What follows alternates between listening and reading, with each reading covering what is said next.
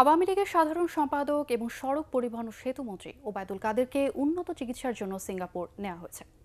ভারতের প্রখ্যাত হৃদরোগ বিশেষজ্ঞ ডাক্তার দেবী শেঠির পরামর্শে তাকে এয়ার অ্যাম্বুলেন্সে করে সিঙ্গাপুর নেওয়া হয়। ওবায়দুল কাদেরের শারীরিক অবস্থা স্থিতিশীল থাকলেও শঙ্কামুক্ত নয় বলে জানিয়েছেন চিকিৎসকরা। বিস্তারিত জানাচ্ছেন শফিকুল ইসলাম শামীম। আওয়ামী লীগ সাধারণ সম্পাদক ওবায়দুল কাদেরের শারীরিক অবস্থা কিছুটা স্থিতিশীল হওয়ায় উন্নত চিকিৎসার জন্য সিঙ্গাপুরের মাউন্ট এলিজাবেথ হাসপাতালে নেওয়া হয়েছে। গুরুতর অসুস্থ ওবায়দুল কাদেরকে বহনকারী অ্যাম্বুলেন্স রাজধানীর বঙ্গবন্ধু শেখ মুজিব মেডিকেল বিশ্ববিদ্যালয় থেকে বিকেল ৪টার দিকে বিমানবন্দরে পৌঁছায়।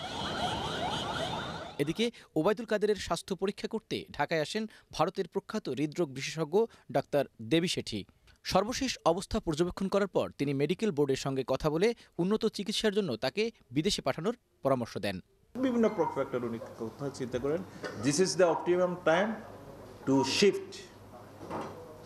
এর চেয়ে পরে আরও জটিলতা যদি হয় তখন শিফট করাটা রিলেটিভলি মোর রিস্কি।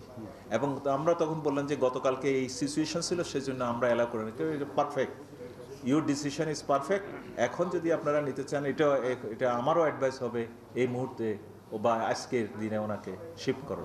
ওবায়দুল কাদের পুরোপুরি ঝুঁকিমুক্ত কিনা সাংবাদিকদের এমন প্রশ্নের জবাবে কনককান্তি বড়ুয়া বলেন, তার রক্তে ইনফেকশন বেড়ে গেছে। ইরেগুলারলি ওনার ডায়াবেটিসটা কন্ট্রোল করা হতো, ব্লাড প্রেশার কন্ট্রোল করা হতো। ওনার হার্টে আগেও অ্যাটাক হয়েছিল, ওনাকে কিন্তু স্ট্যান্টিং করার জন্য আগেও পরামর্শ দেওয়া হয়েছে। ওনার রক্ততে কিন্তু ইনফেকশনের ব্যাপার আছে, যেটা হলো কালকে 18,000 ছিল, সেটা আজকে হলো 26,000। দেখা যাচ্ছে ইনফেকশনের একটা কাউন্ট হিসাবে, কারণ ইনফেকশন থাকলে এটা বেড়ে যায় আর কি। সংবাদ সম্মেলনে হৃদরোগ বিভাগের চেয়ারম্যান সৈয়দ আলিয়া হোসেন বলেন, সোমবার সকাল 9টার পর থেকে তার অবস্থা স্থিতিশীল ছিল।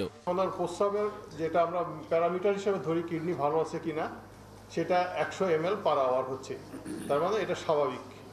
তার সর্বাধিক সবকিছু মিলিয়ে বলা যায় ওনার পজিশন এখন স্টেবল আছে এবং উন্নতির দিকে যাচ্ছে। রোববার ভোরে হঠাৎ শ্বাস প্রশ্বাসে সমস্যা দেখা দেয় সড়ক পরিবহন ও সেতুমন্ত্রী ওবায়দুল কাদেরের। এরপর তাকে বিএসএমএমইউতে ভর্তি করা হয়। এনজিওগ্রাম করার পর তার হার্টে 3টি ব্লক ধরা পড়ে। শফিকুল ইসলাম শামীম, এটিএন বাংলা, ঢাকা।